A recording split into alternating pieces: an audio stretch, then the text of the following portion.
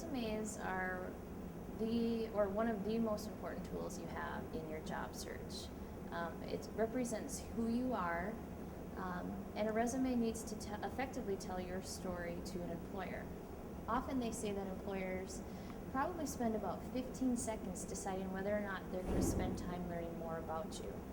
So what can you do to make sure that you've got a resume that clearly defines who you are and what you have to offer for an employer?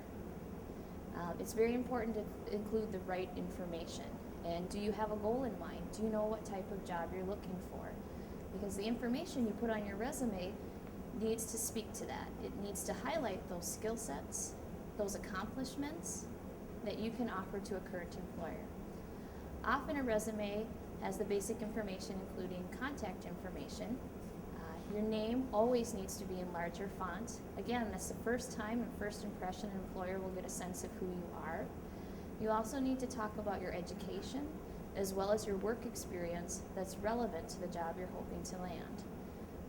You always want to start off with action words. In addition, for your resume simply being a history, you want to be specific, letting the employer know the accomplishments and skills and training that you've had that, again, are specific to that job. So you always want to lead off with action verbs. So it's important when you're describing your work experience that you're specific and you start with strong action words, letting them know exactly what did you accomplish in that job. You also can talk about related experience, and also it's important to talk about what else were you involved with? How else did you develop your leadership skills? What other activities were you involved with when you were at school? Your resume, not only is the content important, but the way that it looks. Is it easy to read? Is your information clearly defined and labeled?